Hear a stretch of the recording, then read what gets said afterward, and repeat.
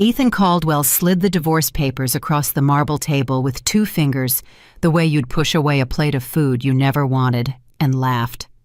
Not a nervous laugh, not even a polite one. A real laugh, loud and sharp, aimed directly at the woman sitting across from him. "Sign it, Sarah," he said, leaning back in his chair like he owned the building. "Let's not make this more dramatic than it is." Sarah Winslow picked up the pen. Her hand did not shake, and before she signed, she looked at him with eyes so calm it should have terrified him, and said 7 words he would spend the rest of his life replaying. "You're signing away more than you understand." He laughed again. He thought she meant the apartment. If this story moves something in you, please subscribe to this channel, hit the notification bell, and follow along all the way to the end, because what happens to these 2 people will stay with you. And drop a comment telling me what city you're watching from. I want to see how far this story travels. The morning of the divorce, Ethan Caldwell woke up feeling like a man who had just been released from prison. He showered longer than usual, stood in front of the mirror in his Upper East Side apartment, and studied his own reflection with the kind of satisfaction that only comes when you believe. Truly believe that your life is finally becoming the thing you always imagined it should be. He was 41 years old. He was a vice president at Sterling Hess, one of the most competitive financial firms in Manhattan. He wore a watch that cost more than most people's cars, and today he was going to be free. He said that word out loud to himself in the mirror, free. He meant free from Sarah, free from the quiet apartment that always felt too still, free from a woman he had decided somewhere around year 4 of their 7-year marriage was simply not enough, not ambitious enough, not exciting enough, not the right partner for the version of himself he was building. He had outgrown her. That was how he told the story to himself and to his friends and to Leah Monroe, who had been telling him the same story for the past 14 months with a smile that could stop traffic. Ethan arrived at the law office on 52nd Street at 9:15 minutes late because he had stopped for a coffee he didn't need and scrolled through a congratulatory text thread with 3 of his colleagues who knew what today was. He walked in already smiling. Sarah was already there. She was sitting with her hands folded on top of the table, and she was wearing a simple cream blouse and dark slacks. Nothing dramatic, nothing designed to make an impression. And her dark hair was pulled back the way she always wore it when she was focused on something important. She did not look devastated. She did not look angry. She looked the way she always looked, composed and interior, like a person who was thinking several thoughts at once and had chosen not to share any of them with you. Their attorneys were seated on opposite sides. The documents were already prepared. Ethan set his coffee cup down on the edge of the table and looked at her. "You look good," he said. And he meant it as a pleasantry, but it came out the way compliments sometimes do when they're wrapped around an insult, as if he were surprised, as if he were saying, "You look better than I expected, given that you're about to lose." Sarah said nothing. She glanced at the documents in front of her. Ethan's attorney, a compact man named Gerald with silver hair and a manner that suggested he had seen everything, placed the divorce petition in front of Ethan and opened it to the signature page. Ethan uncapped his pen without reading it. He had read it already, or rather, he had skimmed it. The terms were clean. They had been married long enough that Sarah was entitled to a settlement, and he had agreed to the number his attorney recommended because he wanted this done quickly, without combat, without the kind of extended legal ugliness that could embarrass him at the firm. He signed his name with a confident, almost theatrical stroke of the pen. Then he slid the papers across the table. Not handed, slid, with 2 fingers, the way you push away a bill you've already paid and no longer want to look at. "There you go," he said. His attorney cleared his throat quietly. Sarah's attorney, a tall woman named Margaret Chen, who Ethan had always found unnerving, placed the papers in front of Sarah and said nothing. Sarah looked at the pages for a long moment. Ethan watched her and felt for just a second a flicker of something, not guilt exactly, but something adjacent to it, something that might have grown into guilt if he had let it. He didn't.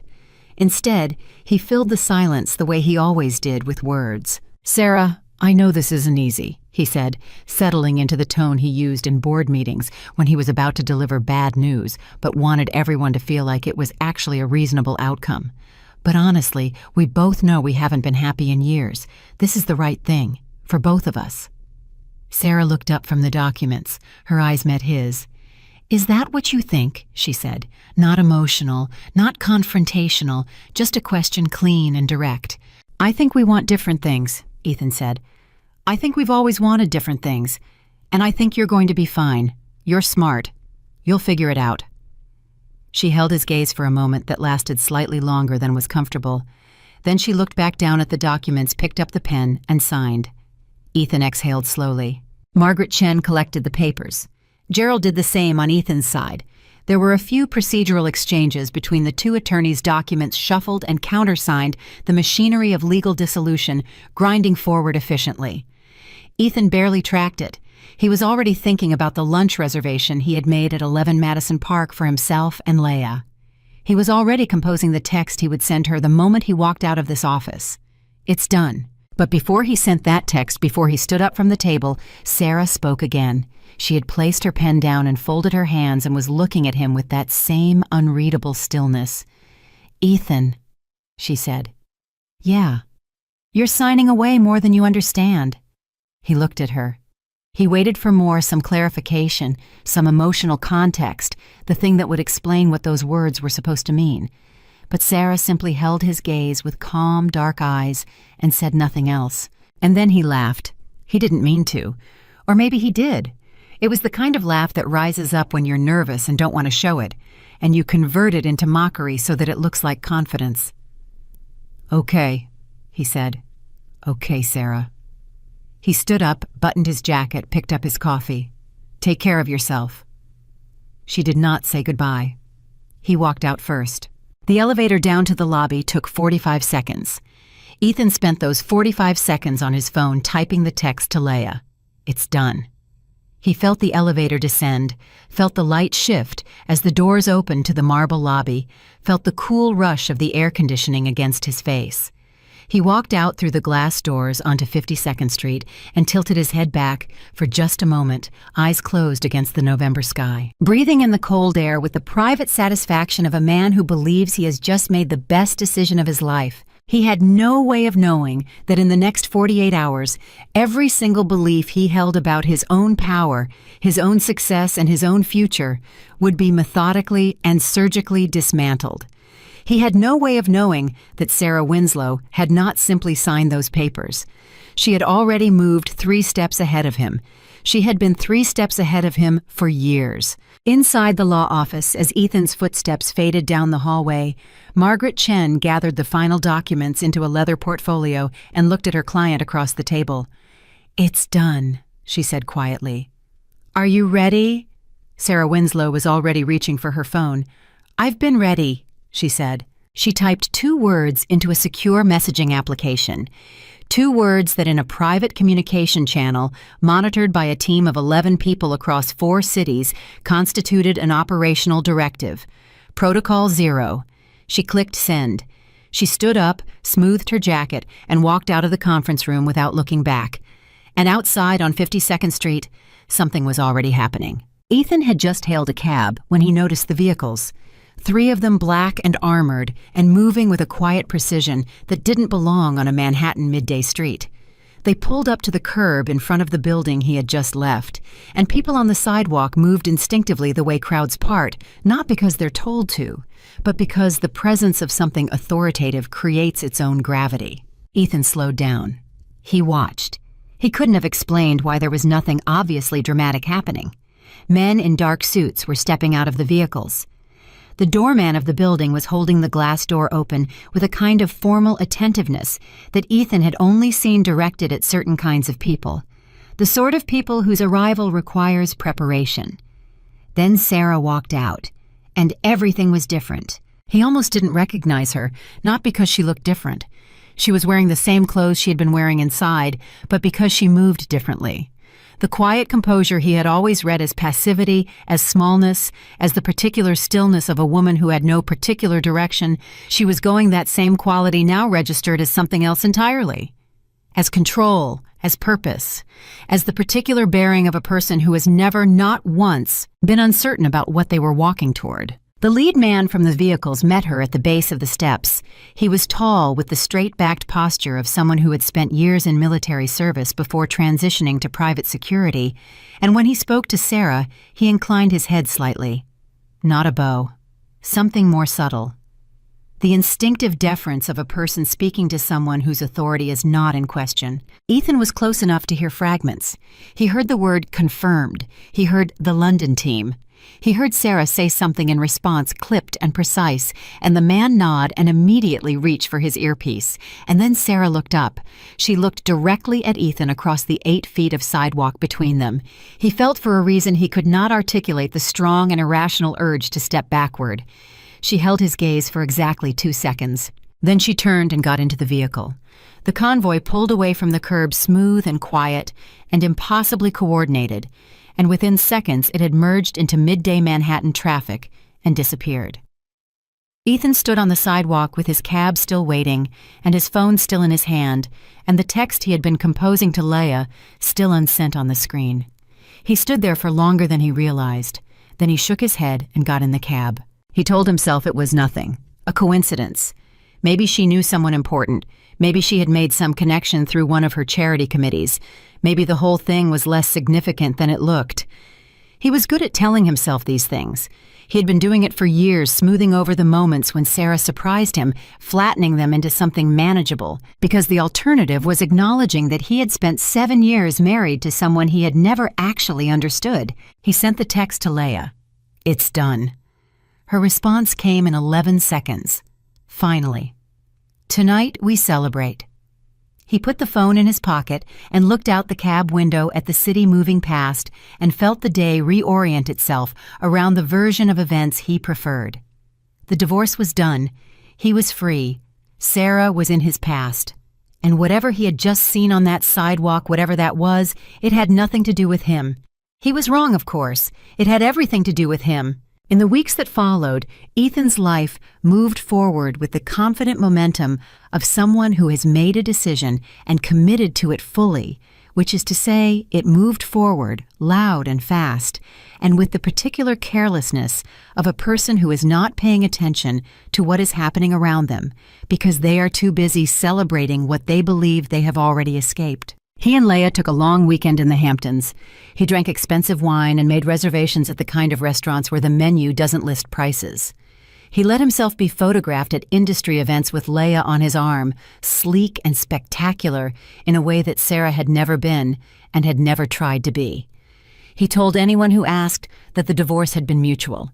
He told himself the same thing and almost believed it.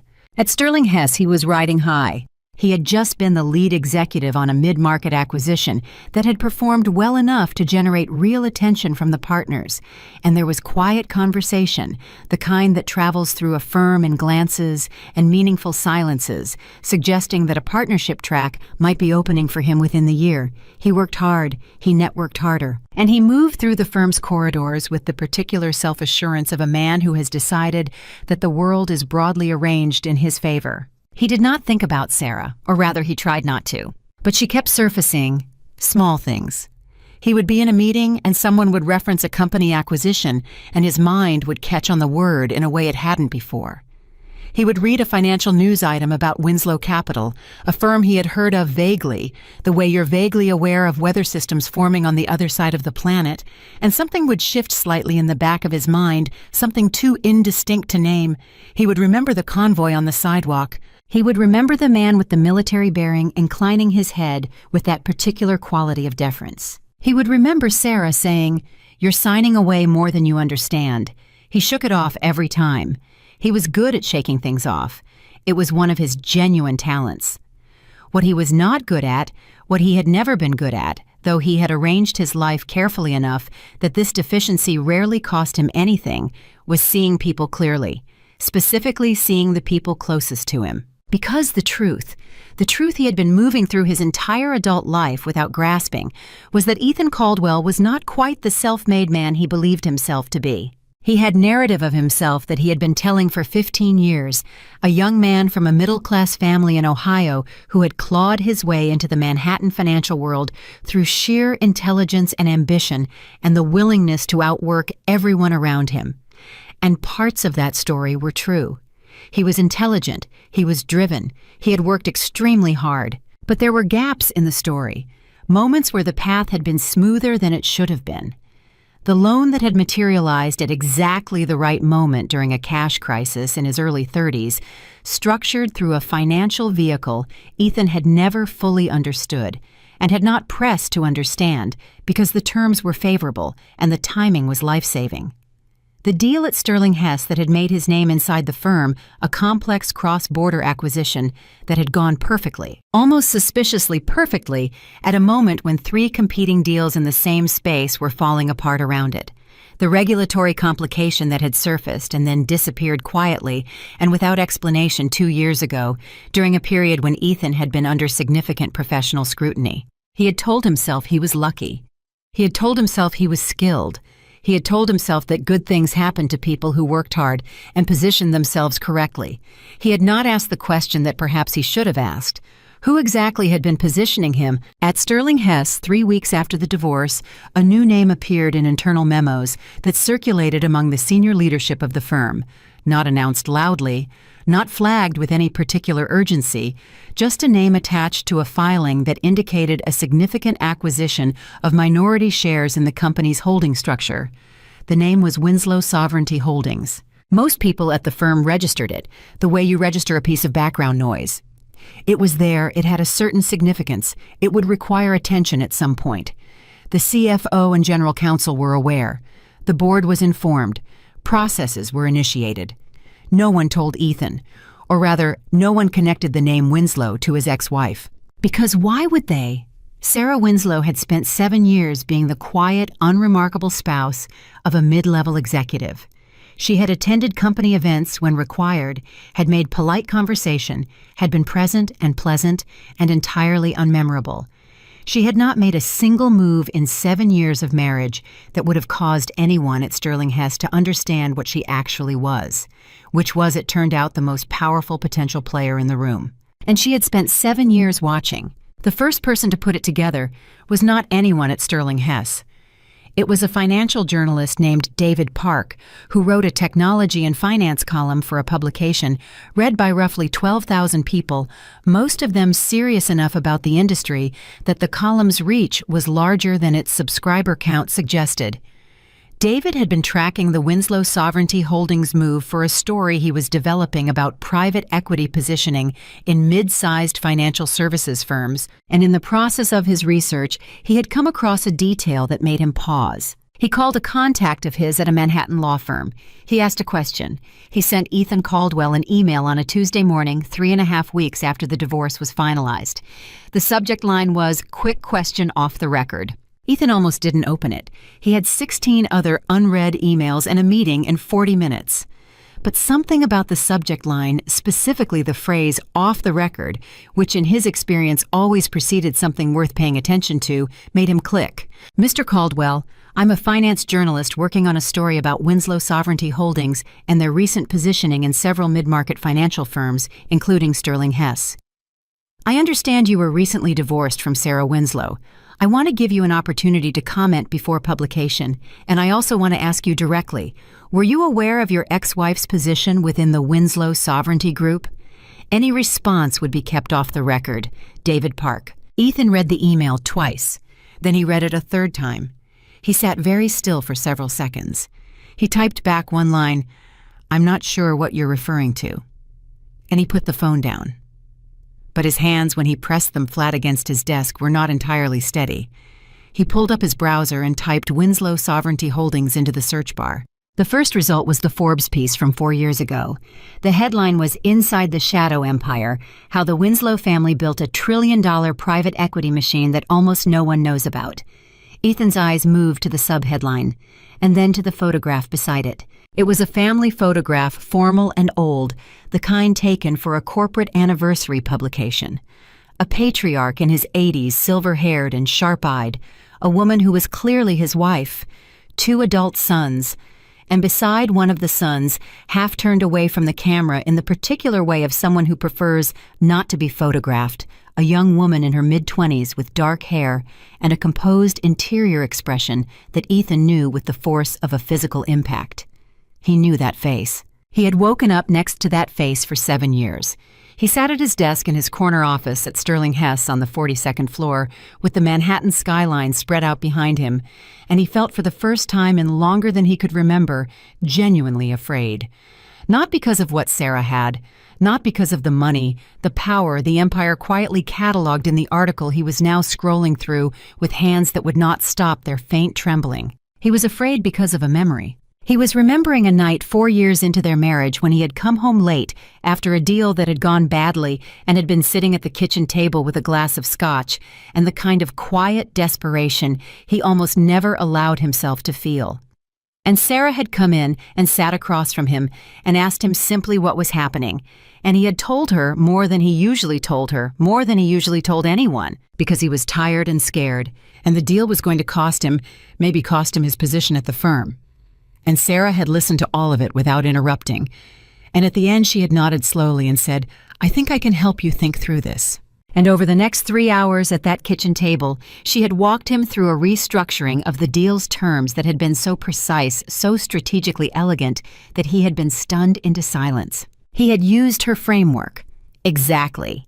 He had presented it in the morning meeting as his own analysis, and his managing director had looked at him across the conference table with something approaching genuine respect and said, "Ethan, this is exceptional work.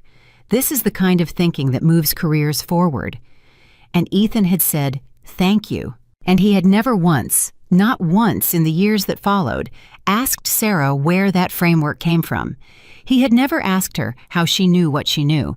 He had never pressed on the quiet expertise that surfaced occasionally in their private conversations, the ease with which she discussed valuation structures, the precision with which she assessed regulatory risk, the way she read market positioning, the way most people read maps. He had never asked because asking would have required him to sit with a possibility he did not want to sit with. The possibility that Sarah Winslow was not the simple, unremarkable person he had decided she was. The possibility that he had been living for 7 years inside a protection he had not earned and did not deserve and had not even been aware of. He sat at his desk and looked at the photograph on his screen, and for the first time since the divorce, he heard her voice in his memory not as background noise, but as exactly what it had been. A warning. "You're signing away more than you understand." He had laughed. He had laughed and slid the papers across the table and walked out into the cold air, believing himself to be free. And in that moment, in the specific, irreversible moment of his own certainty, he had lost everything. He just hadn't found out yet. Ethan closed the browser tab, then he opened it again. He read the Forbes article 3 times, and each time he finished it, he sat back in his chair and stared at the ceiling of his office and tried to assemble the information into a shape that made sense, that fit inside the story he had been telling himself about his own life. It didn't fit. It didn't come close to fitting. The article described Winslow Sovereignty Holdings as one of the most quietly powerful private equity structures in the Western Hemisphere. Not a company that made noise, not a company that sought visibility, but an empire built across 4 decades to operate in the space between public knowledge and private influence, controlling assets across real estate, financial services, defense contracting, and technology infrastructure that combined represented a valuation so large the number felt almost abstract. Trillion. The word appeared twice in the article, once in the subheadline and once in a sentence that described the estimated consolidated asset value of the Winslow family's portfolio as of the previous fiscal year. $1 trillion. And Sarah, his quiet, composed, cream blouse-wearing ex-wife, who made strong coffee and read long books and had never once in 7 years of marriage talked about money in a way that would have distinguished her from anyone else. Sarah was the only daughter of the family's founding patriarch, the sole heir to a controlling interest in the entire structure. His phone buzzed. It was Leia. "Still on for dinner tonight. I made reservations at that new place on Park. You're going to love it." He looked at the text. He put the phone face down on his desk without answering. He pulled up the email from David Park and read it again. "Were you aware of your ex-wife's position within the Winslow Sovereignty Group?" No. The answer was no. He had not been aware. He had been entirely, completely, embarrassingly unaware. He had been married to this woman for 7 years and had not known. had not asked, had decided somewhere in the first 2 years of their relationship that he understood who she was. Understated intelligent in a quiet way, supportive, maybe slightly too passive for his taste, and had never revised that assessment, had never thought to. He stood up from his desk and walked to the window and looked out at the city. He was thinking about the loan from 9 years ago when he had been 32 and overextended, and the deal he had bet his financial future on had started coming apart at the seams. He had needed $240,000 in 60 days, or he was going to lose his stake in a real estate syndication that he had borrowed against his personal credit to enter. And then, through what he had understood as a combination of fortunate timing and good professional relationships, a bridge loan had materialized through a financial vehicle called WSH Capital Partners. The terms had been generous to the point of being unusual. He had signed the paperwork and had been grateful and had moved on. WSH Capital Partners.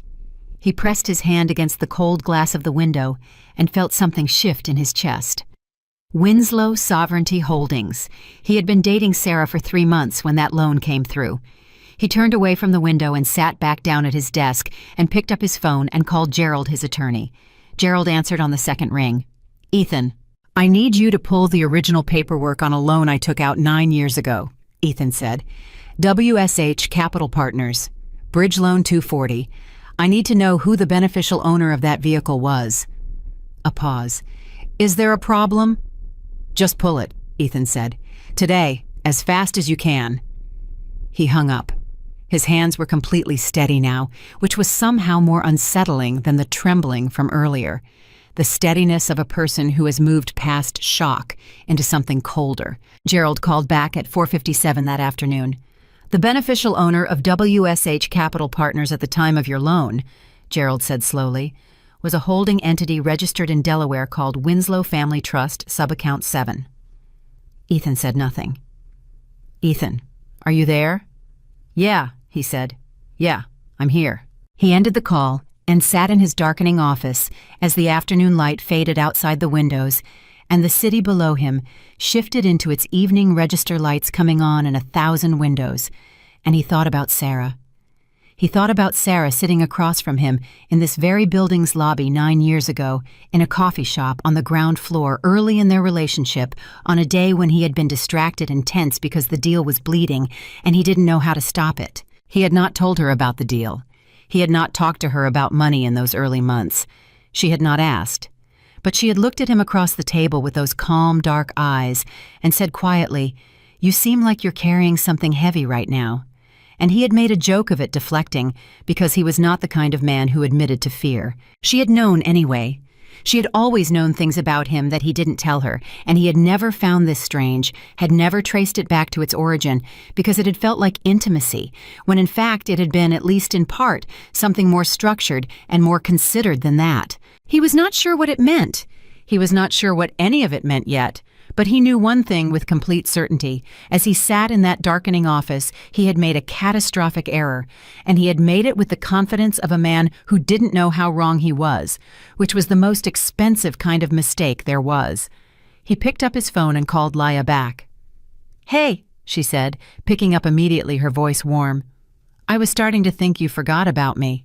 "I need to cancel tonight," he said. A beat of silence. "What, Ethan? It's a Tuesday. What could possibly—" "Something came up. Work thing. I'll call you tomorrow." He hung up before she could respond and sat alone in his office for another 40 minutes, doing something he almost never did, thinking carefully, going back over things, tracing the lines. The next morning he arrived at Sterling Hess at 7:15 earlier than almost anyone else on his floor. He went directly to the firm's internal research system and pulled up everything he could find on Winslow Sovereignty Holdings. The investor filing that had appeared in the firm's internal memos 3 weeks ago, the acquisition of minority shares in the company's holding structure, was filed through a subsidiary called Meridian Capital Partners. Not a name he recognized. Not a name that would have triggered anything on its own. But when he traced the ownership chain of Meridian Capital Partners through the documents available in the firm's research databases, following each entity to its parent company, with the specific focused patience of someone who now had very strong motivation to find the answer at the end of the chain, he arrived at the same place every time: Winslow Sovereignty Holdings.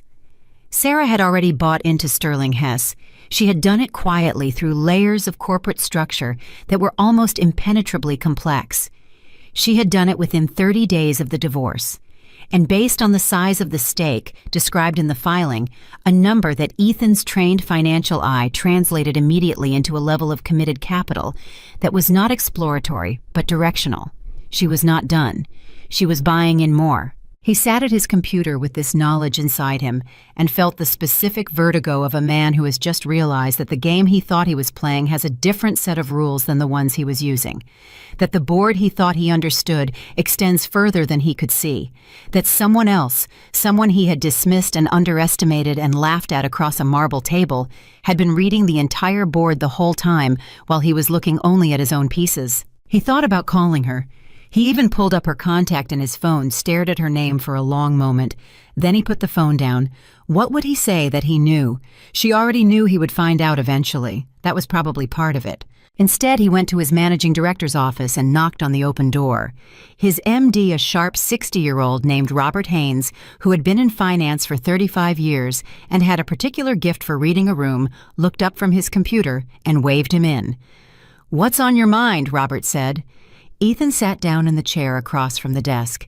He said, "What do we know about the Meridian Capital position?" Robert's expression shifted slightly, not alarm, but attention. The specific attention of someone who has registered that a question is being asked by the wrong person in the wrong context. "That's a board-level matter, Ethan." "I know," Ethan said, "but I have a reason for asking." Robert studied him for a moment. "What reason?" Ethan said. "Meridian Capital is a subsidiary of Winslow Sovereignty Holdings." He paused. "My ex-wife is Sarah Winslow." Robert Haynes was not a man who showed surprise easily. He had built a career on composure. But in the silence that followed Ethan's statement, something moved across his face, something that in a less controlled person would have registered as shock, and he sat back in his chair very slowly and said, "How long have you known this?" "Since yesterday," Ethan said. Robert said nothing for several seconds. He looked at the desk in front of him, then at the wall, then at Ethan. "Does she know that you know?" Ethan almost laughed. "She knows everything," he said. "That's the point." Robert Haynes stood up from his desk and walked to his office door and closed it. He turned back to Ethan, and now his expression was different, less MD, and more something older and more personal, the look of a man who is about to tell you a truth because he has decided you're ready for it. "Sit down," he said, even though Ethan was already sitting. He sat across from Ethan and leaned forward. 2 months ago," he said, "before you filed for divorce, the firm received a quiet inquiry from a private investment group. They wanted preliminary information on our holding structure, our largest institutional relationships, and our 3-year growth projections. Standard due diligence format, nothing unusual on its face. We answered it. I answered it personally because the inquiry came through a channel that suggested the party was serious." He stopped. The contact at the investment group identified themselves as a consultant, working on behalf of a private family office. I assumed it was a potential capital partner. We had a conversation. It was thorough. They asked the right questions, very specific questions about mid-market positioning and some of our internal restructuring plans. Ethan was very still. "And the consultant," he said. "Who was the consultant?" "A woman named Chen," Robert said. "Margaret Chen, Sarah's divorce attorney." Ethan felt the floor shift under him. Margaret Chen had been gathering information on Sterling Hess for Sarah while simultaneously managing Sarah's divorce from Sterling Hess's VP of Acquisitions. 2 months before the papers were even filed, she had walked into that law office on 52nd Street already carrying information that Ethan would not have believed she was capable of holding. He said slowly, "She's been planning this for longer than I thought." Robert nodded. He said, "The board has been advised. The position Winslow sovereignty holds is not yet large enough to be actionable, but it is large enough to be meaningful, and the trajectory of additional purchases suggests—" He stopped again. "Ethan, I have to ask you directly. Is there anything in your professional history at this firm that could be problematic if subjected to detailed external scrutiny?" Ethan opened his mouth and closed it. Because he was thinking about the deal. The acquisition that had made his name inside Sterling Hess 4 years ago. The one that had gone perfectly, while 3 competitors collapsed around it. He was thinking about the regulatory complication that had surfaced and then quietly disappeared. He was thinking about all the moments where things had gone well for him, where the road had been smoother than the terrain should have allowed. And he was thinking about Sarah sitting at their kitchen table at 2 a.m, walking him through a restructuring framework so precise that it had changed the direction of his career. He said, "I need to talk to my attorney." Robert nodded once. His expression was not unkind, but it was honest. "Yes," he said. "I think you do." Ethan left Robert's office and walked down the hall, past his own office without stopping, took the elevator down to the lobby, walked out onto the street, and called Gerald. "I need you to run a full audit," he said. "Every deal I've been involved in at this firm over the last 6 years. Every loan, every financial vehicle, every regulatory clearance. I need to know, I need to understand what I actually built and what was built around me." Gerald's voice was careful. "Ethan, that kind of audit is going to surface things." "I know," Ethan said. "Do it anyway." He walked 2 blocks north and stood at the corner and watched the traffic move through the intersection and thought about the day he had met Sarah Winslow. He had been at a charity event, one of those mid-autumn Manhattan affairs, where the ostensible purpose is philanthropic and the actual purpose is networking, and everyone understands this, and no one says it out loud. He had been there with a colleague working the room, doing what he did well. And he had ended up in a conversation with a quiet, dark-haired woman near the back of the room, who was holding a glass of wine and watching the room with an expression of calm and faintly amused intelligence. He had asked her what she did. She had said family business. He had not asked what the family business was. He had talked instead about himself, his work, his ambitions, the deal he was working on, the career trajectory he was building. She had listened. She had asked smart questions. She had made him feel, and this was the part that twisted in him now like the most interesting person in the room. He had called her 3 days later. They had gone on 5 dates before he had thought to ask her more about her family. And by then, by the time he might have asked, he had already decided who she was, and so he asked in a way that had already assumed the answer, and she had given him an answer that confirmed what he expected, and he had moved on to talking about himself again. She had let him do it, for 7 years. She had sat across from him and let him be the loudest person in the room, and the most important person in any story he told, and the central figure in the architecture of his own success. And she had never once corrected the record, because she was building something. She was watching and learning and positioning, and she had decided, for reasons Ethan was only beginning to understand, that she needed to see exactly who he was when he believed no one was holding anything over him. She needed to see him without protection, without the soft cushioning of her quiet, invisible influence beneath every major decision. She needed to see what he would do, and he had shown her. He had shown her on a cold November morning in a law office on 52nd Street, sliding papers across a marble table with 2 fingers laughing at the woman who had been, without his knowledge, holding his entire professional life in her hands. He stopped walking. He was standing outside a coffee shop, and he could see his reflection in the plate glass window, a man in a good suit with expensive shoes and the slightly flattened look of someone who has just had the ground removed from under their feet. His phone rang. He looked at the screen. Unknown number. He answered it. "Mr. Caldwell?" The voice was female, precise, professional in the specific way of people who work for other people with significant authority, assistants, chiefs of staff, the kind of person whose job is to make things happen without friction. "My name is Danielle. I'm calling on behalf of Sarah Winslow. Ms. Winslow has asked me to inform you that she would like to meet. Thursday, 7 p.m. The address is being sent to your email now." He said, "And if I say no?" A very brief pause. Not hesitation. More like the pause of someone who has been asked a question they were not expecting because the answer is obvious. "She thought you might ask that," Danielle said. "She asked me to tell you that you're welcome to decline. but she also thought you might want to hear from her directly about the findings of the audit currently being conducted on your professional history at Sterling Hess. Another pause. She said you'd understand what that means. Ethan stood very still on the sidewalk. Thursday, he said. 7 p.m. The address is in your email, Danielle said. Have a good afternoon, Mr. Caldwell. The line went dead. He lowered the phone from his ear and stood on the sidewalk in the cold air and thought she already knows about the audit. She ordered the audit. She has been running the audit, and she has been waiting for him to find out. Everything, every move, every filing, every quiet acquisition, every precisely timed piece of information had been arranged not to destroy him without warning. It had been arranged to educate him, to walk him step by carefully designed step toward the exact moment of understanding that he was standing in right now. She wasn't ambushing him. She had been waiting for him to catch up. He went back to his office. He sat at his desk and he read the email from Danielle, a private address in Tribeca, a time no other information, and he did something he had not done in years. He sat quietly without his phone in his hand, without music or background noise, without the ambient hum of his own internal monologue telling him how things were going to go. He sat quietly and let the silence do what silence does when you finally stop filling it. He thought about the last morning of their marriage. He had woken up feeling like a man who had just been released from prison. He had stood in front of the mirror and said the word free and meant it.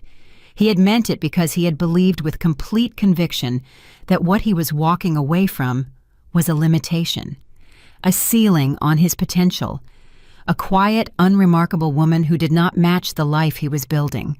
He had been walking away from the only person who had understood from the beginning exactly what he was capable of, and who had spent 7 years quietly making sure he had every opportunity to prove it. And he had thanked her by sliding the divorce papers across the table with 2 fingers. And laughing. Outside his window, the city moved through its evening rhythms, indifferent and constant, and Ethan Caldwell sat in the gathering dark of his office and felt something he had very little experience with, genuine and total humility. Not the performed humility of a man trying to seem approachable, not the strategic modesty of someone managing optics. The real thing.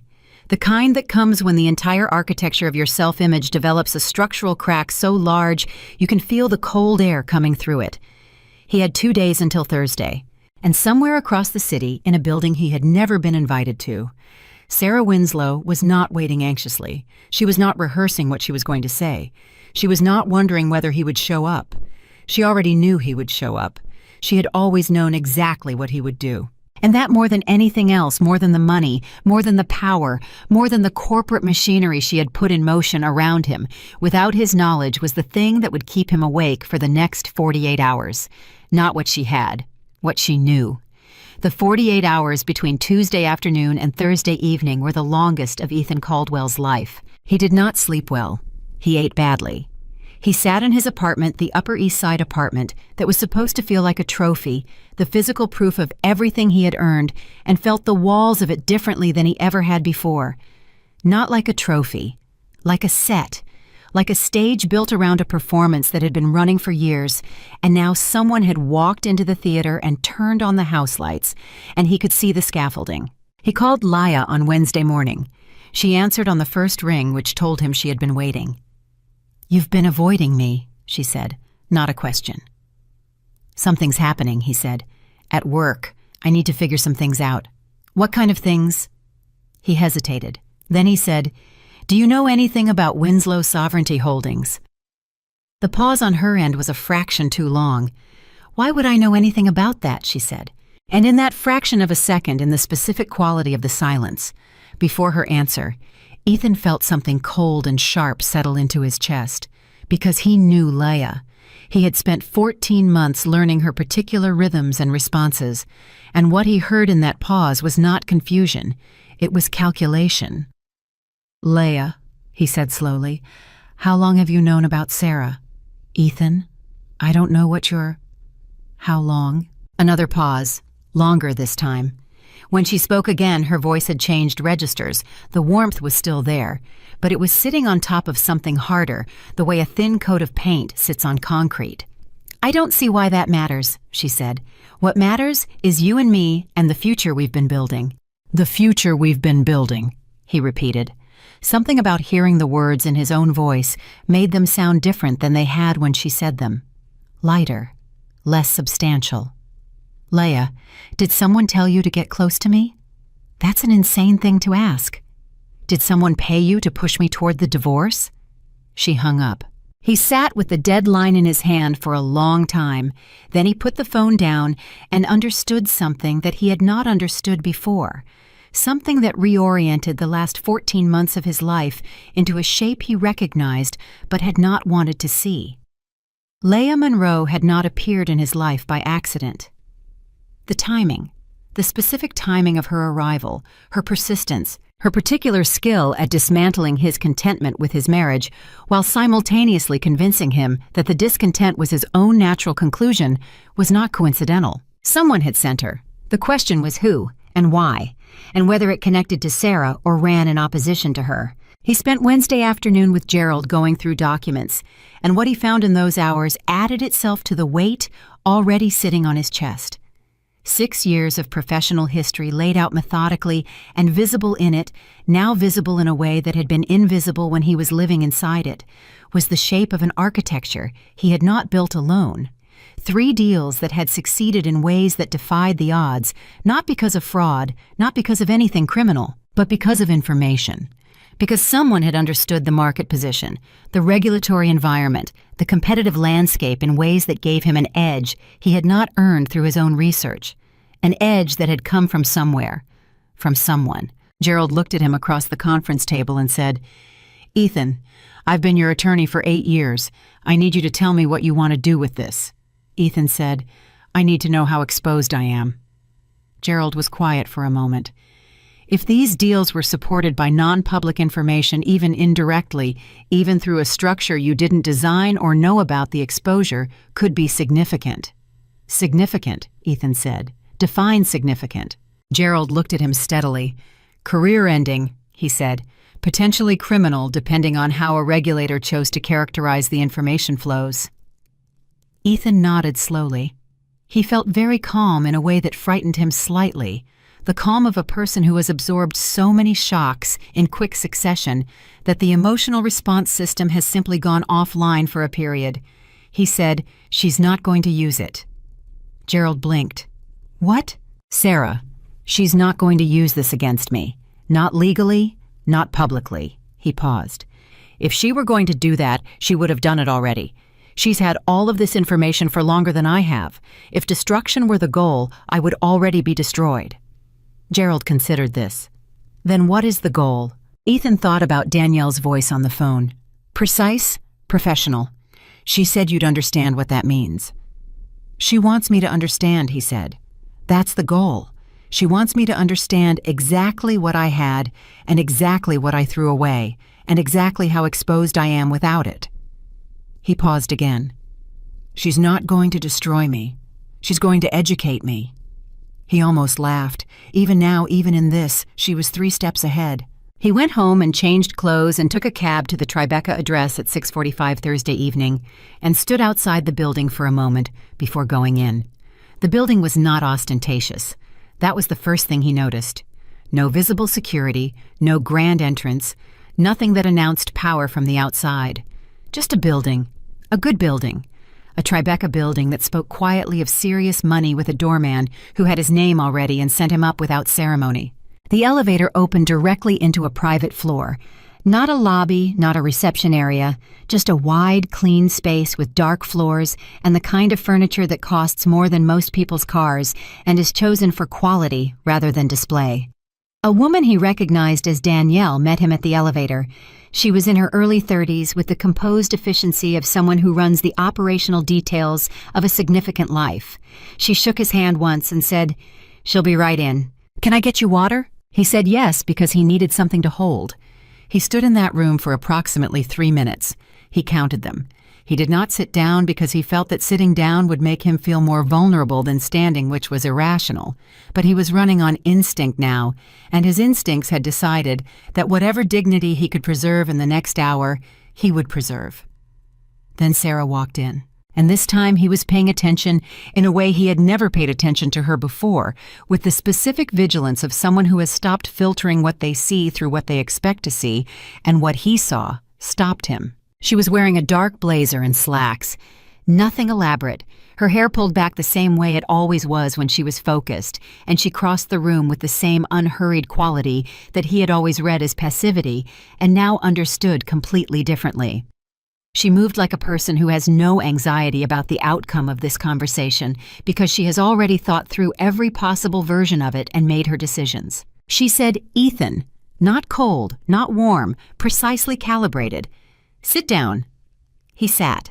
She sat across from him, crossed one leg over the other, and looked at him with those dark, composed eyes, and for a moment, neither of them said anything.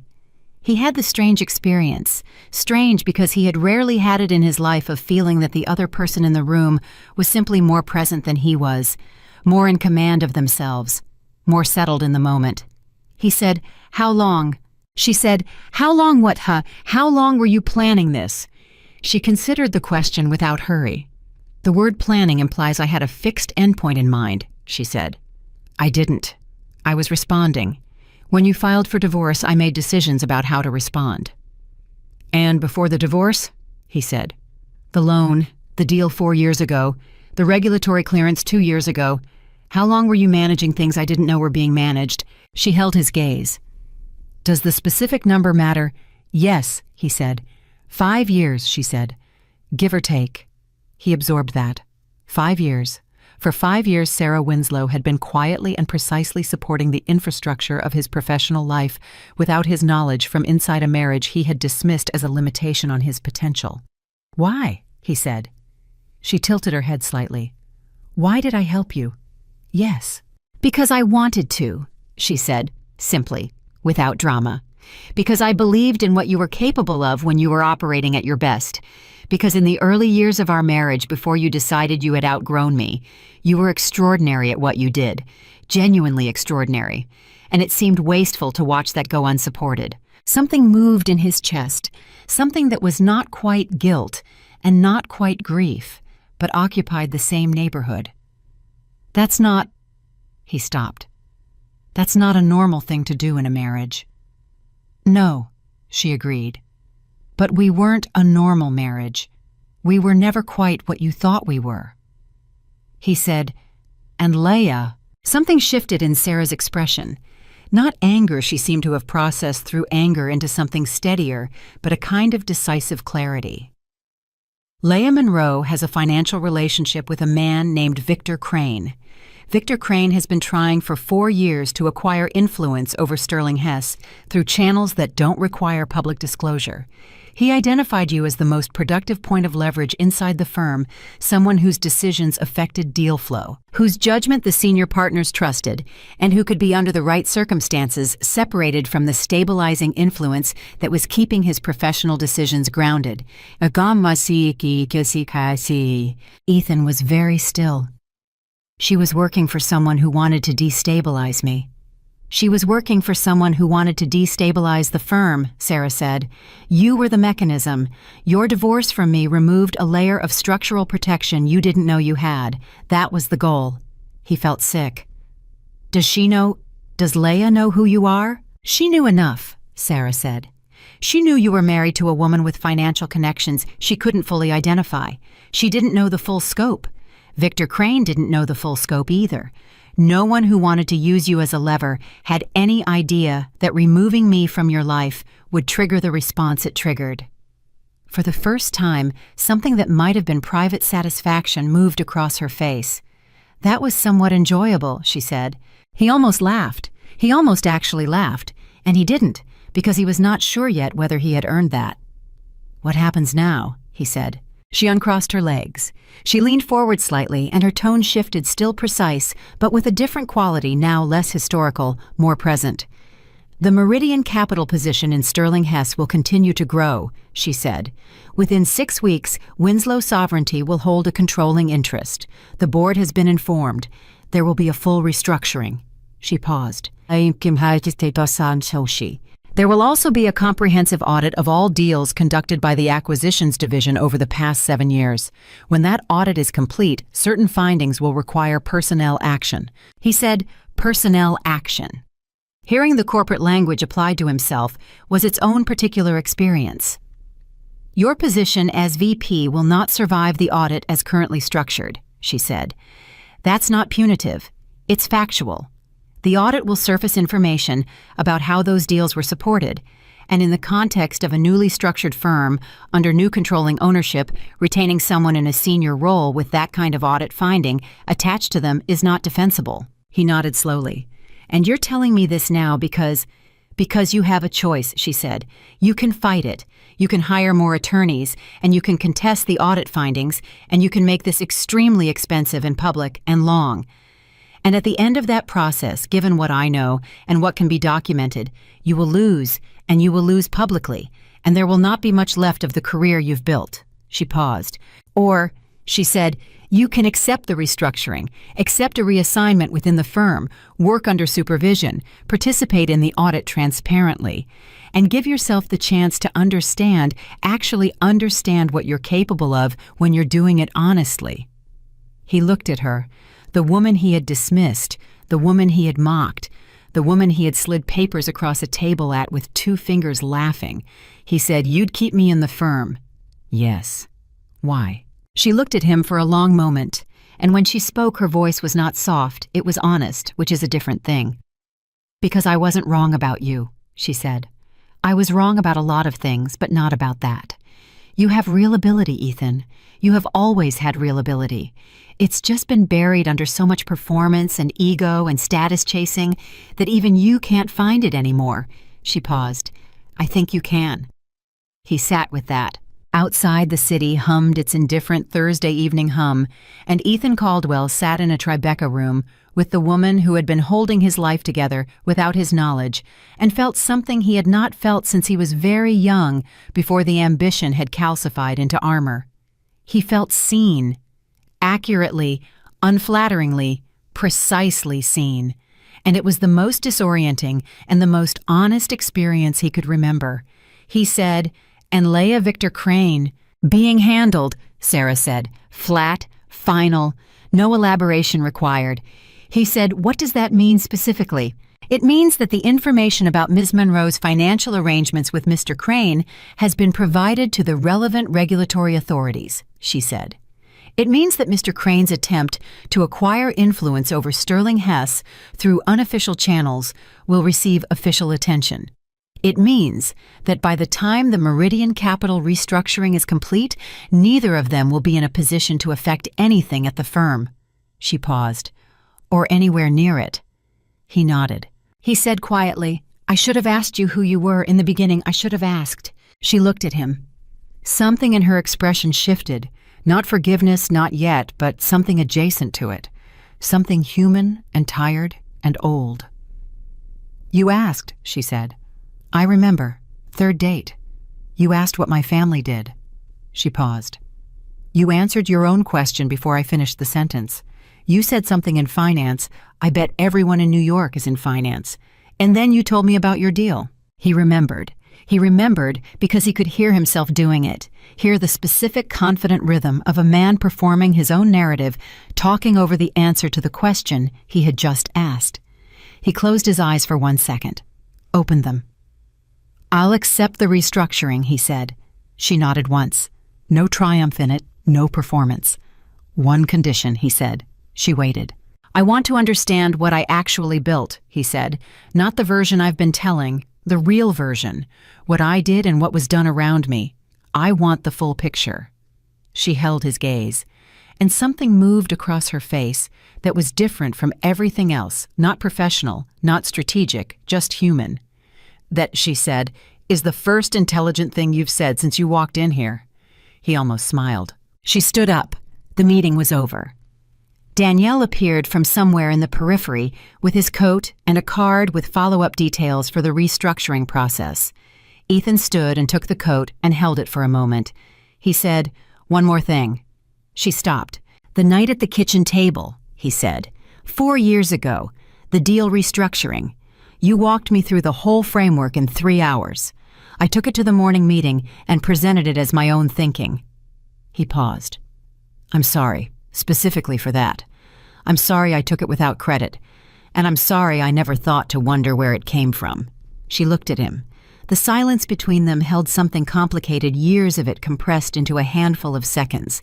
"That night," she said finally, "you had told me you were scared. You almost never did that. You almost never admitted to being afraid of anything."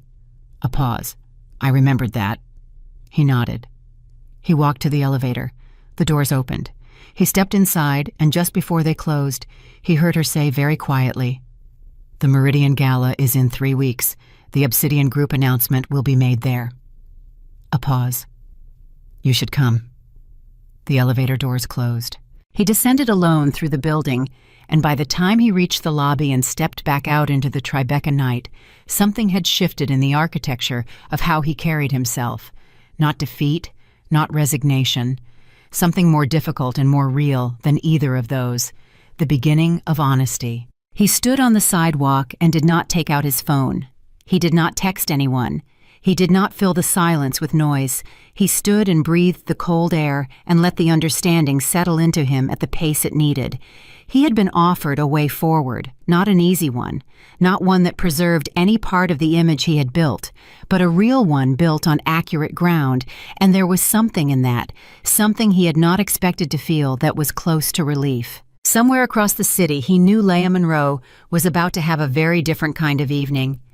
Victor Crane was about to start making phone calls that would not be answered, and Sarah Winslow had returned to whatever work she had left unfinished when she had taken an hour out of her evening to walk her former husband toward the truth. He started walking, no destination immediately in mind, just moving through the city, present in it, feeling the cold and the noise and the weight of everything he now understood. 3 weeks until the Meridian Gala. 3 weeks until the night that would finish this. He did not know yet what finish would look like. He did not know how much of himself would survive it. But for the first time in longer than he could honestly remember, he was walking towards something real, with his eyes open without the performance. And that however small it seemed standing on a sidewalk in the November dark was something entirely new. 3 weeks is both a very long time and no time at all, depending on what you spend it doing. Ethan spent those 3 weeks doing the hardest thing he had ever done in his professional life, which was sitting still and telling the truth. The audit team arrived at Sterling Hess on a Monday morning, 6 people from an independent forensic accounting firm retained by Winslow Sovereignty's legal counsel. And they were quiet and thorough and relentless in the specific way of people who have been given both the authority and the time to find everything. They set up in the 3rd-floor conference room and they began pulling files. And Ethan had been told by his own attorney and by Robert Haynes and by the firm's general counsel that his cooperation was both expected and, in a practical sense, the only viable option he had. He cooperated, not just technically, not in the surface way of a man who is complying while mentally constructing defenses. He sat with the audit team for 4 hours on the first day and answered every question they asked with a specificity and honesty that surprised even Gerald, who was present throughout, and kept looking at Ethan with an expression that said he was not sure who this person was. The lead auditor was a woman named Patricia Sung, 52 years old with reading glasses she pushed up onto her head when she was thinking, and a manner that reminded Ethan of a surgeon. No wasted motion, no emotional engagement with the material, just precise and methodical incision. She asked her questions without judgment. She did not seem to be trying to catch him. She was simply trying to understand what had happened. On the second day, she said at the end of a long session, "Mr. Caldwell, I want to ask you something off the record. You don't have to answer." He said, "Ask." She looked at him over the top of her glasses. "When you were working these deals, the acquisition 4 years ago, the others, did you know the information you were operating on was better than it should have been?" He thought about it honestly. "I thought I was good," he said. "I thought the edge was me, my judgment, my positioning." He paused. "I didn't ask where the information came from because I didn't want to know the answer." Patricia Sung nodded slowly. "That's the most honest answer I've received in 7 years of doing this work," she said, and she pushed her glasses back up onto her head and went back to her files. The audit ran 10 days. At the end of it, Patricia Sung submitted a report to the firm's board and to Sarah's legal team, and Ethan was given a copy by Gerald on a Friday afternoon. He read it in one sitting. The report was 63 pages long. It was thorough and specific, and in its clinical way, devastating. It documented the exact contours of what Ethan had built and what had been built around him, and seeing it laid out with that kind of precision was different from knowing it abstractly. It was the difference between understanding that a building has a flaw and standing inside the building while someone removes the load-bearing wall. He put the report down when he finished it and sat in Gerald's conference room for a long moment. Then he said, "What's my exposure?" Gerald had been waiting for that question. If Sarah's team decides to characterize this as insider trading, which they have grounds to do, given the information flows you're looking at, SEC investigation, potential criminal referral loss of your Series 7, and all licensing. He paused. If they decide to treat it as a compliance failure in a corporate structure that has since been dissolved and documented as such in the restructuring filing, the professional exposure is significantly lower, manageable. And which path does Sarah want to take? Gerald said, "Her counsel has indicated the second path, conditional on your full cooperation with the restructuring and your acceptance of the role reassignment." Ethan nodded. He had already known. He had known since the Tribeca meeting which path she intended.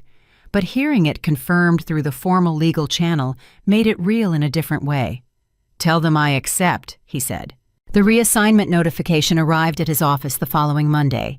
It was professional and precise, and it stripped away his title, his corner office, his direct reports, and his access to senior deal flow in 4 paragraphs. He was reassigned to the Financial Analysis Division as a senior analyst reporting to a department head who was 11 years younger than him. He would be supervised. His work would be reviewed. He would have no autonomous deal authority for a period of not less than 12 months. He read the notification 3 times. Then he printed it, folded it, and put it in his jacket pocket. He was not sure why. Some instinct told him to keep it close, to not let himself forget what it felt like to hold. He packed his corner office in 45 minutes. He carried the box himself. When he walked past the assistant's station on his way to the elevator, a young analyst named Marcus, who had worked under him for 2 years and had genuinely admired him, stood up and said, "Mr. Caldwell, is there anything I can—" Ethan stopped. He looked at Marcus, who was 27 and earnest, and clearly not sure what the correct social response to his former boss's public demotion was. "Work hard," Ethan said, "and ask where the information comes from. Every time, ask." Marcus blinked. "Sir, it's good advice," Ethan said. "I should have taken it 10 years ago." He walked to the elevator. His new workspace was on the 7th floor. It was not a cubicle. The notification had said senior analyst, and the space reflected that a private office, adequate, without windows. He set his box on the desk and looked at the room for a moment, and then sat down and opened his laptop and started reading the current analysis files for the projects his new department was running. He did not perform sadness about it. He did not perform acceptance either.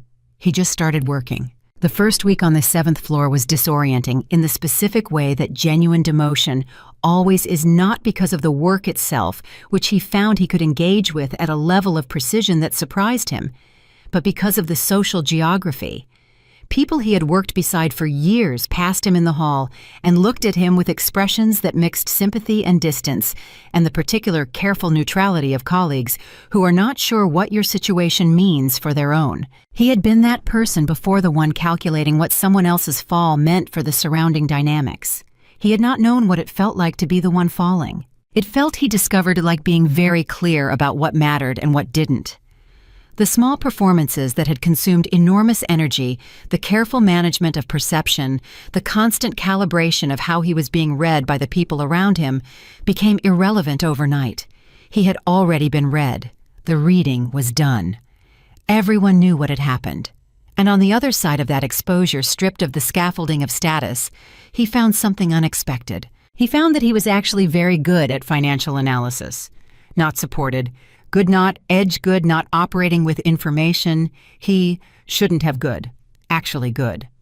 His mind, trained over 15 years on deal structures and market positioning, operated at a level that even his new department head, a sharp, no-nonsense woman named Christine, who had initially regarded him with barely concealed skepticism, began to notice after the first week. On day 9 of his reassignment, Christine appeared in his doorway at 4 p.m. with a file in her hand. She looked at him for a moment without speaking, which was her characteristic way of opening conversations. Then she said, "The Hartley analysis you submitted this morning, the variance model." "What about it?" he said. "It's the best work this department has produced in 2 years," she said. Flat, factual, no accompanying warmth, because Christine did not trade in accompanying warmth. "Where did you learn to model variance at that granularity?" He thought about it. "I had someone push me on my assumptions for 7 years," he said. "Every time I presented an analysis at home, she'd find the variable I hadn't stress tested. It was annoying at the time." Christine looked at him for one more beat. Then she took the file back and left without further comment. He sat alone in his windowless office and thought about Sarah at their kitchen table, reading his work with those dark eyes, and that patient, specific intelligence, finding the exact place where his reasoning was soft and pressing on it without cruelty, but without mercy. He had thought of it in those years as interference, as the subtle undermining of a woman who resented his success. He had been profoundly, completely wrong about everything. The second week, Ethan received a call from a number he didn't recognize. He almost let it go to voicemail. Something made him answer. The voice on the other end was male, smooth, confident in the way of a person who is accustomed to having their calls picked up. "Mr. Caldwell, my name is Victor Crane." Ethan went absolutely still. "I'm going to assume," Crane said, "that you've had time to absorb a great deal of new information over the past few weeks, and I want to offer you an alternative perspective on your current situation." "I don't think you should call me," Ethan said. "Hear me out," Crane said. 30 seconds. "I know what Sarah Winslow has told you about me. I know what her team has characterized my interest in Sterling Hess as being. What she hasn't told you is that the information flows that supported your deals, the ones the audit has now documented, I can provide documentation that would allow you to characterize those flows very differently, in a way that removes your liability and places it elsewhere." Ethan was quiet. 30 seconds is up," he said. "I'm going to hang up, and I'm going to forward this number to Sarah's legal team." "Ethan, don't call me again." He ended the call. His hands were not shaking. His chest was tight, but his hands were steady. He sat for a moment, then picked up the phone again and called Gerald and reported the call in full. Gerald said, "Are you sure you want to do that? Crane's offer might have—" "I'm sure," Ethan said. He forwarded the number. He put the phone down. He went back to the Hartley variance model. That night, working late, he got an email from Danielle. 3 sentences. "Mr. Crane's call has been noted and appreciated. The information you provided has been useful. The Meridian Gala is Saturday. Your name is on the list." He read it twice. Saturday was 4 days away. He did not know what was going to happen at the Meridian Gala. He knew it was significant, the Obsidian Group announcement, whatever that meant, and the name Obsidian had been floating through the firm's internal communications in a way that suggested something major was being prepared. He knew Sarah would be there. He knew from the particular care with which Danielle's email had been worded that this was not optional. He spent those 4 days working. He finished 2 analyses, both of which Christine reviewed, and returned to him with margin notes that were for Christine practically effusive, a circled section, and the word "strong" written next to it in red pen. He ate at his desk. He left the office after 8 each night. He did not go to any of the industry events he had previously considered mandatory attendance. He did not call anyone from his old social circle. He existed, for the first time in his adult life, inside the actual dimensions of who he was, rather than the inflated performance of who he was trying to be. It was uncomfortable in the way that growing things are uncomfortable. Saturday arrived. He took a cab to the Meridian Hotel. He wore a dark suit, not his most expensive, because the impulse to perform had been quietly leaving him, and he was not going to fight its departure. He gave his name at the entrance and was shown to a table near the back of the room, which was intentional. He was not a main character at this event, and he understood that, and he sat down and ordered water and looked at the room. It was the kind of room that Manhattan produces for occasions like this, serious money performing the ritual of visible generosity. all of it conducted at a pitch of elegance that cost more than it disclosed. He had been comfortable in rooms like this his entire career. Tonight he felt outside it in a way that was not entirely unpleasant, like being able to see the room from a slight distance for the first time. He recognized people. People recognized him. Two former colleagues made brief eye contact and then looked away, which was its own kind of information. A woman from the firm's PR department stopped by his table, said something brief and bright and entirely meaningless, and moved on. He nodded and smiled and did not try to make any of it into more than it was. At 8:47, the room changed. He felt it before he saw it. A shift in the ambient attention of the space, the particular quality that moves through a crowd when someone enters who commands it. Conversations slowed, heads turned, a subtle gravitational reorientation. Ethan turned with everyone else. Sarah Winslow descended the main staircase. She was wearing black. Not a gown designed to announce itself, no excessive ornamentation, no performative extravagance. But the cut was precise, and the fabric was clearly extraordinary, and she wore it with the same quality. She wore everything like a person who has never in their life needed clothing to do the work of making an impression. Her hair was down, which was unusual, and she wore a single piece of jewelry at her neck that caught the light in a way that suggested significant history. She was not alone. Jameson walked 2 steps behind her on the left. 2 other members of her security detail moved through the crowd at the margins. And beside her on her right walked a man Ethan did not immediately recognize, mid-60s, silver-haired, with the bearing of someone who had spent decades operating at altitudes most people never reached. He heard the man's name moving through the crowd in whispers. Aldrich Winslow, her father, the patriarch. Ethan had only seen him in the photograph in the Forbes article. In person, the man carried a different kind of weight. He walked through the room with his daughter and looked at no one in particular, and yet somehow managed to make everyone in the room feel that they had been seen and assessed and filed. Sarah guided her father to the head table with a hand on his arm, and then, before sitting, swept her gaze across the room in a single fluid movement. It stopped on Ethan for exactly 2 seconds. Nothing in her expression changed. Then she sat down. At 9:15, the program began. A charity presentation, brief remarks from the host organization, the kind of institutional language that charity events produce, because the real business of the evening is always conducted in the margins. Ethan half listened. He was watching the room. He was watching Sarah. At 9:40, the event's host, a well-known investment banker named Gerald Forsyth, who chaired the gala committee, stepped to the podium and said, "We have one final announcement of the evening, and I'll turn the floor over to our distinguished guest." Aldrich Winslow stood. The room went quiet with the specific quality of quietness that authority produces, not commanded silence, but the silence of people who have sensed that something significant is happening. He spoke for 4 minutes.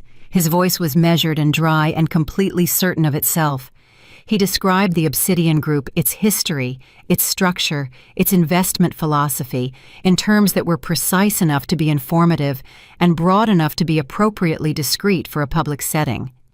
And then he said, "Effective the 1st of next month, operational leadership of the Obsidian Group will transition to its new chief executive, someone who has spent the last 7 years preparing for this role, though not in any way that was visible to most of you in this room." He paused. "My daughter, Sarah Winslow." The applause started at the head table and moved through the room in a wave. Sarah stood. She nodded once to the room, not a bow, not a performance, just an acknowledgement, and sat back down. And in the controlled, precise movement of that acknowledgement, Ethan understood something that had not been fully clear to him even after everything he had learned in the past 3 weeks. The quiet marriage, the composed interior woman who never announced herself, never positioned herself, never performed her intelligence or her power. It had not been restraint born of insecurity.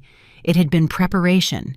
7 years of watching and learning and positioning from inside a marriage that gave her access to the operational mechanics of a world she was preparing to reshape. She had not been hiding who she was. She had been becoming it. And then Victor Crane's name moved through the room, not announced, not from the podium, but through a current of whispered conversation that started somewhere near the entrance and moved inward with the fast momentum of bad news traveling toward people who need to know it. Ethan heard fragments: regulatory action, SEC, fraud. He turned toward the entrance. Two men in suits that did not match the evening's dress code were speaking with the hotel's security staff. They were not dramatic about it. They were professional and quiet, and the very specific kind of visible that people become when they want their presence to be noted. On the table near the entrance, Ethan could see a woman he recognized from the financial press, a reporter notebook outspeaking rapidly into a recording device. Victor Crane, he learned later, had been formally charged by the SEC at 4:47 that afternoon with securities fraud, market manipulation, and unauthorized acquisition of material non-public information. The charges had been filed in the Southern District. The announcement had been timed with the particular precision of someone who understood how these moments worked to land on the evening of the Meridian Gala in a room full of the people who needed to know. The timing was not accidental. Nothing Sarah did was accidental. Across the room, Leah Monroe, who had apparently received an invitation to the gala through her connection to Crane's network, stood up from her table and walked quickly toward the exit. Not quickly enough to be running, but quickly enough to register as flight. One of Sarah's security team was already at the exit. A quiet word was exchanged. Leah stopped. She turned around very slowly and went back to her table. Ethan watched all of this happen with the particular stillness of a man who has learned through recent and expensive experience to observe rather than react. He felt nothing about Leah, not vindication, not satisfaction, not residual feeling of any kind. What he felt looking at her small and exposed in the far corner of the room was something closer to sadness, the specific sadness of understanding that what he had believed was desire had actually been manipulation, and that he had been willing to mistake the one for the other because the manipulation had told him things about himself he wanted to hear. He looked away from Leah and across the room at Sarah. She was speaking to her father, her head inclined toward his, and whatever she was saying had produced a small, rare expression on Aldrich Winslow's face that Ethan could see even across the distance, something that might have been pride. The old man looked at his daughter the way people look at someone they have believed in for a very long time. Sarah glanced up. Her eyes found Ethan's across the room. She held his gaze for a moment, 3 seconds, 4, and then she said something to her father and stood and moved through the crowd toward him with the same unhurried, purposeful quality that he was beginning to understand was simply who she was, stripped of all the misreadings he had layered over it. She stopped at his table. He stood. They looked at each other. She said, "How are you doing?" He said, "Honestly, I'm not sure yet." She almost smiled. "That's honest." "I'm working on it," he said. She said, "Christine tells me the Hartley variance model was exceptional." He blinked. He had not known they were in communication. Of course they were. "She didn't say that to me," he said. "No," Sarah said. "She told me." He absorbed this. Then he said, "The Crane charges, the timing tonight." "Yes," she said. "That was intentional." "Everything is intentional," she said. And in her voice there was no apology for it because none was required. This was who she was. This was who she had always been. He said, "I reported his call last week. He tried to offer me a way out through documentation that would shift liability."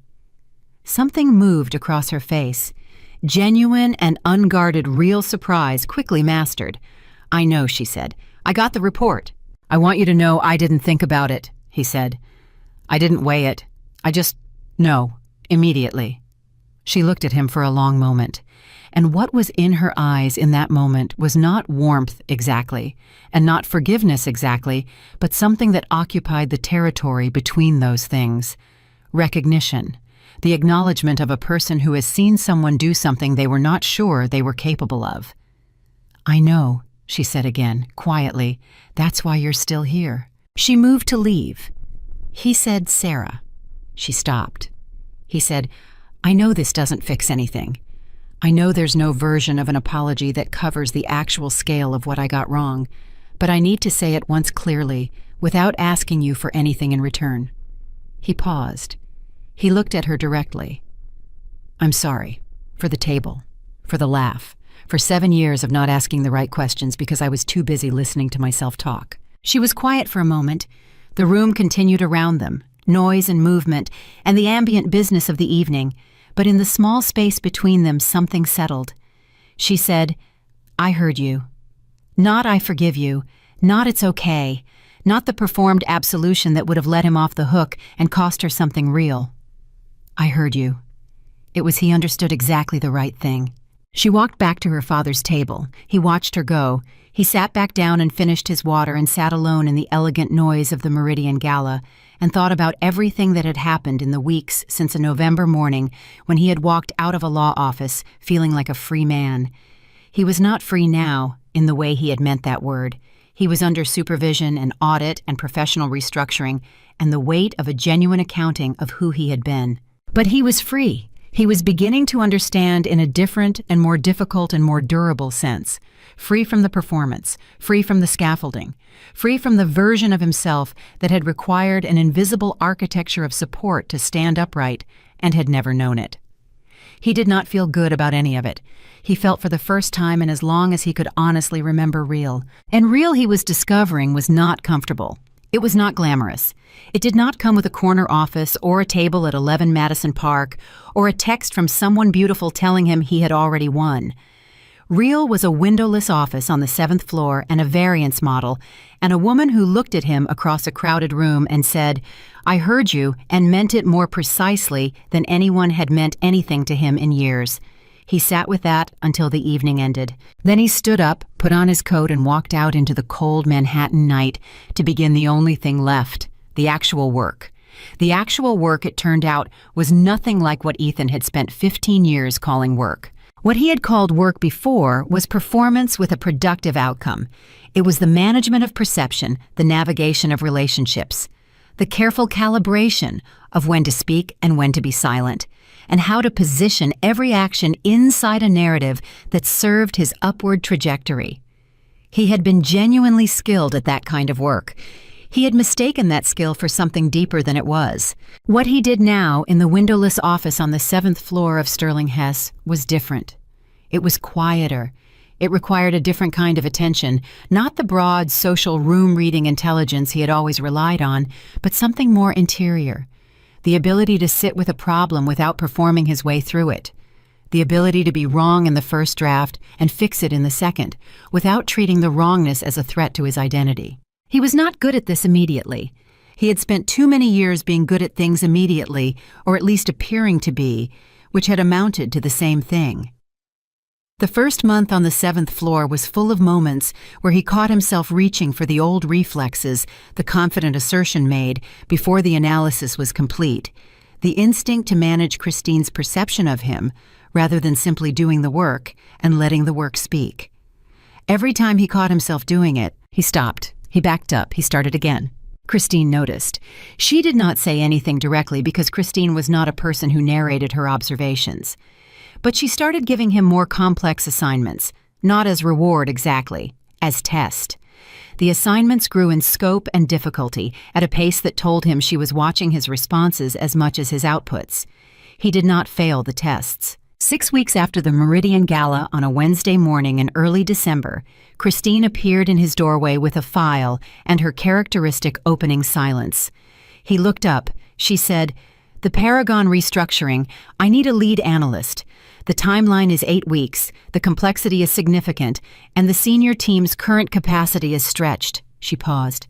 "I'm assigning it to you." He said, "Paragon as in the Paragon Industrial mid-market restructuring that's been flagged for the last 2 quarters."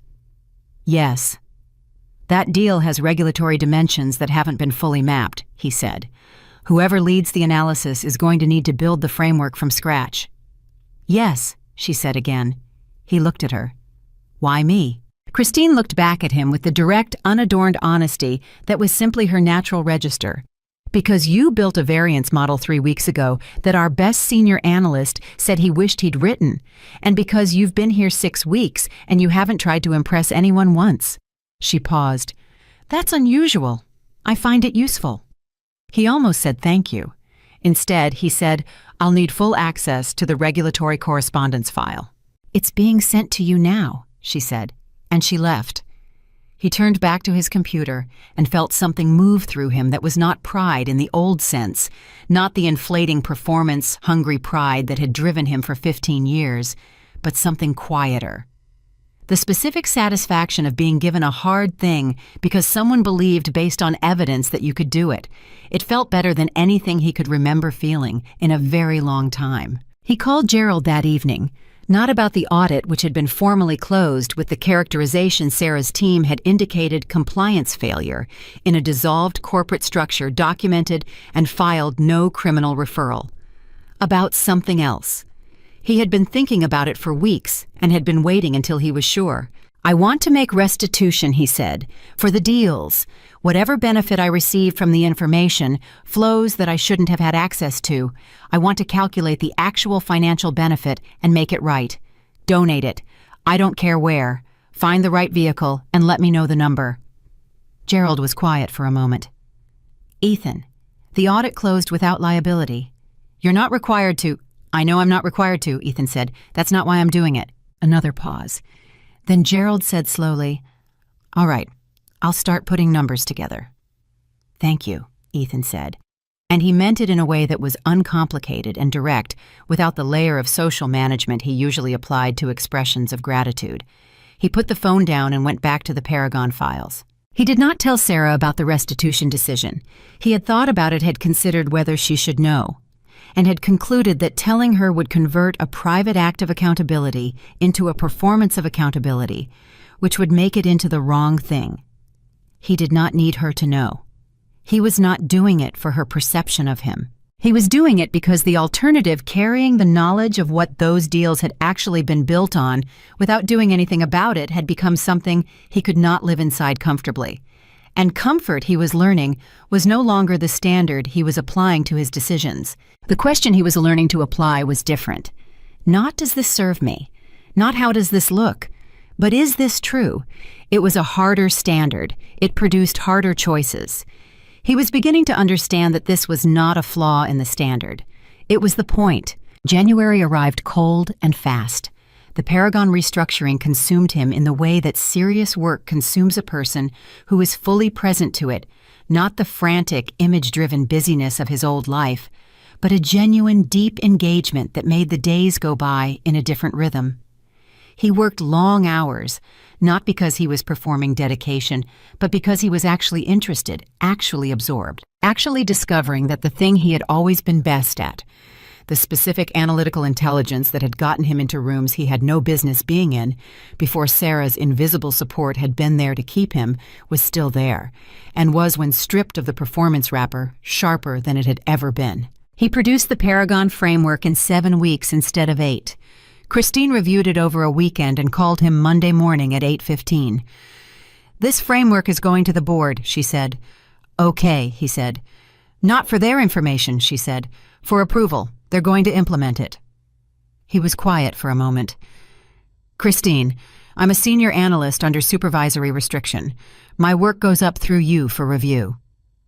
"Yes," she said. "I reviewed it. It's going to the board." He didn't know what to say. He said, "Thank you." "Don't thank me," she said. "Do the next one." The board meeting where the Paragon framework was presented was on a Thursday. Ethan was not in the room. He was on the 7th floor working on a secondary analysis when Danielle called his personal cell at 2:14 in the afternoon. He answered immediately. "Ms. Winslow would like to see you," Danielle said.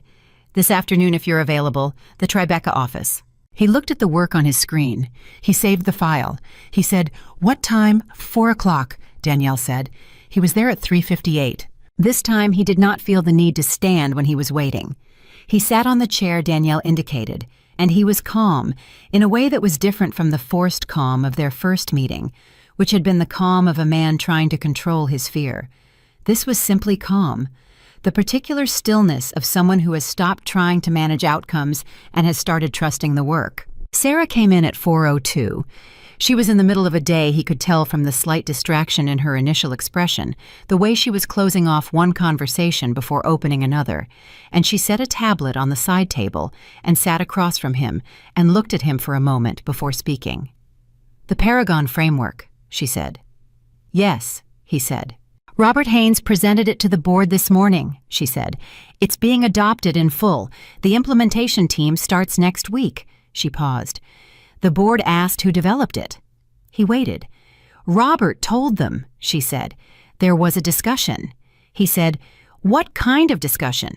She said, the kind where people who have made up their minds about a person are confronted with evidence that conflicts with what they've decided.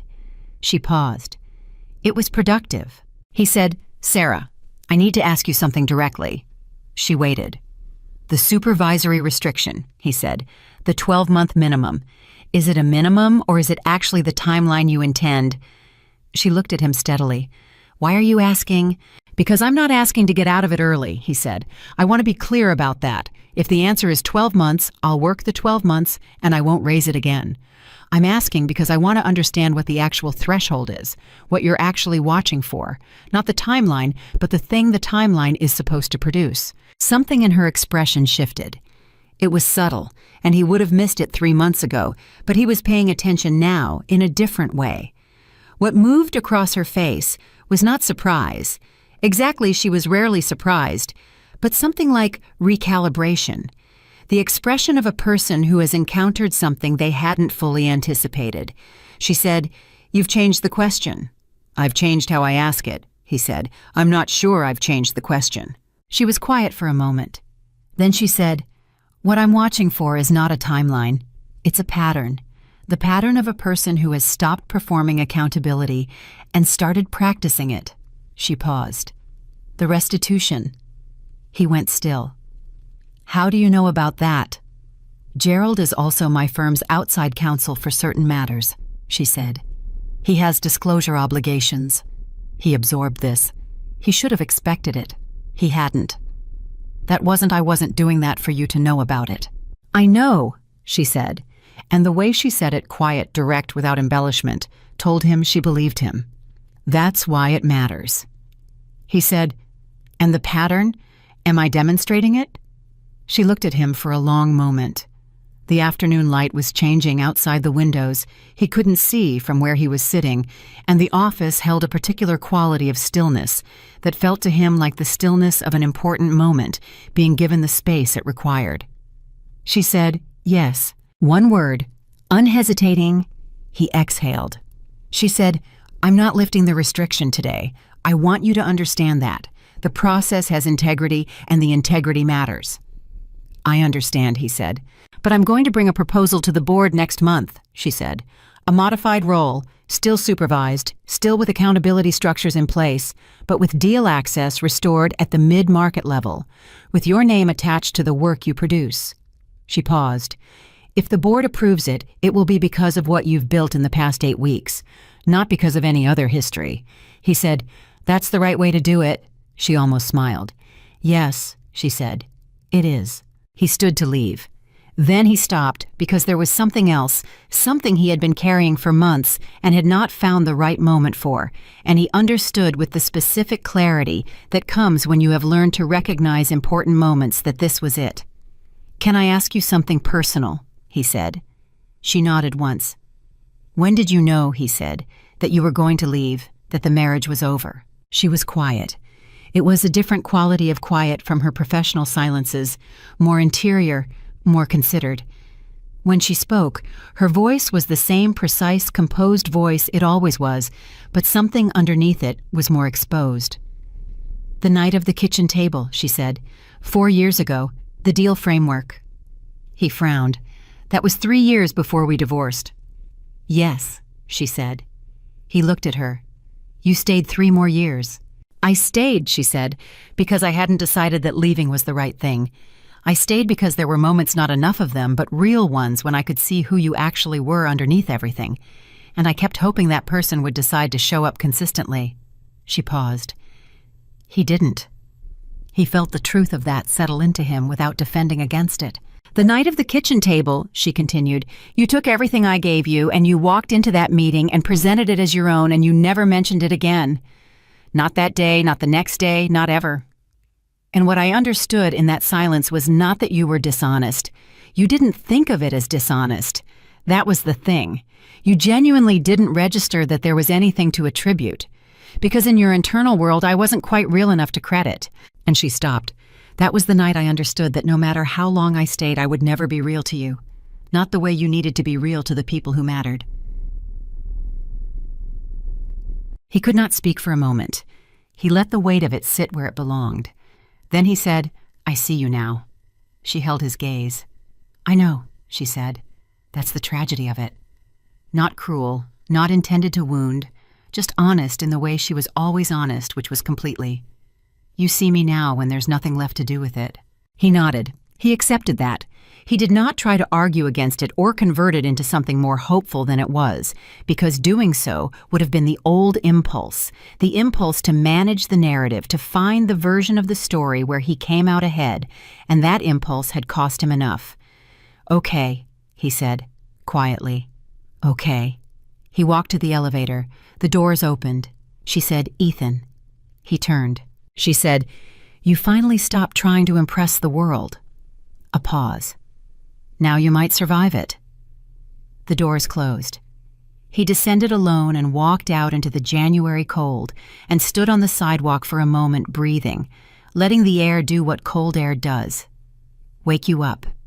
Make you present. Remind you that you are a body in a world that is indifferent and real and moving forward, regardless of whether you are ready. He was not the man who had walked out of the law office on 52nd Street 3 months ago, certain he was free. He was not free in that sense. He was not free from consequence, from accountability, from the long and unglamorous process of becoming someone whose foundation was real. He was not free from the understanding of what he had lost, not just Sarah, but the years inside the marriage when he could have chosen differently, and hadn't the mornings when he could have looked at her across the breakfast table and asked the right question, and had chosen instead to talk about himself. He was not free from any of that, but he was free from the performance, free from the exhausting, constant, identity-consuming work of being the loudest person in the room. Free from the version of himself that had needed invisible scaffolding just to stand upright and had never known it. He started walking north. February came. The board approved the modified role. Christine sent him a one-line email. "You're back in the room. Start Monday." He printed it. He put it in his jacket pocket next to the demotion notice, which he still carried. He kept both. March brought the first deal he led under his own name, fully attributed, no scaffolding, no invisible architecture, no quietly positioned information arriving from a source he hadn't thought to question. It was a mid-market acquisition in the healthcare technology sector complex, enough to require exactly the kind of regulatory variance analysis he had built for Paragon, and he built the framework himself from the ground up, and it held. The deal closed in 7 weeks. It closed cleanly. The board meeting where the results were presented was the first meeting Ethan had attended as a participant, rather than a subject, since the restructuring began. And he sat at the table and presented the work in a measured, precise, direct way that had nothing in it of the old performance. No flourish, no managed impression. Just the work explained clearly, standing on its own. Robert Haynes, who had known him for 6 years and had watched everything that happened with the specific private knowledge of a man who had been in the room for most of it, looked at him across the conference table when the presentation was done and said, "Good work, Ethan." Not exceptional, not the kind of praise designed to mark a return, just good work, honest and direct. Ethan said, "Thank you." He meant it the same way. One evening in late March, working past 9 in the office that now had a window, a small one facing an interior courtyard, nothing dramatic. He was deep in a secondary analysis when his cell phone buzzed with a message from an unsaved number. He almost ignored it. Something made him look. The message was 4 words. "How is the work?" He stared at it for a moment. He recognized the number from Danielle's previous communications. He understood with complete certainty who had sent it. He typed back, "Honest." Finally, honest. 3 minutes passed. Then good. That was the entire exchange. No follow-up, no elaboration.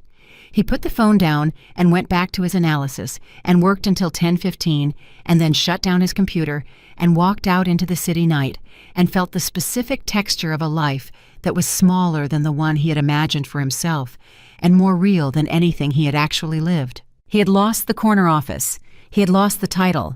He had lost the mistress who had never actually been what she appeared to be, the social circle that had dispersed the moment his status dropped, the particular kind of confidence that comes from believing your success is purely your own.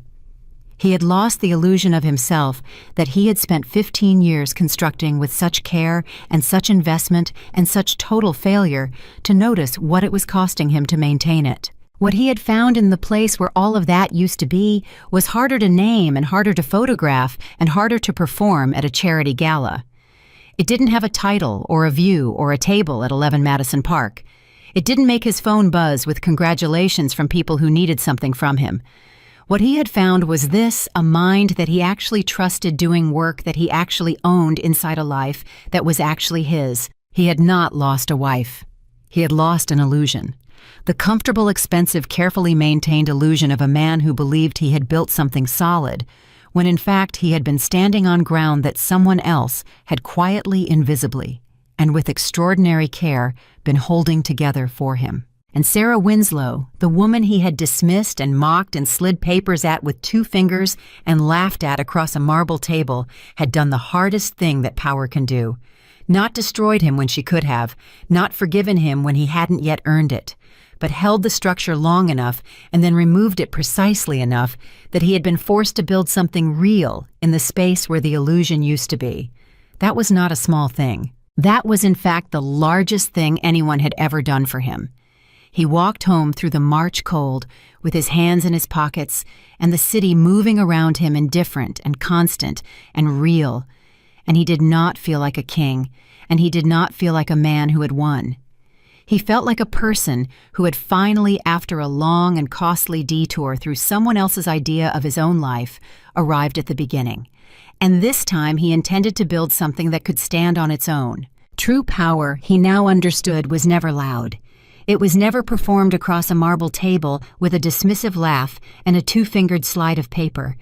It was built in silence and in patience, and in the willingness to sit with consequences until they became instruction. And the most dangerous person in any room was never the one making the most noise. It was always the one who was watching and understanding and waiting with absolute certainty for the truth to arrive.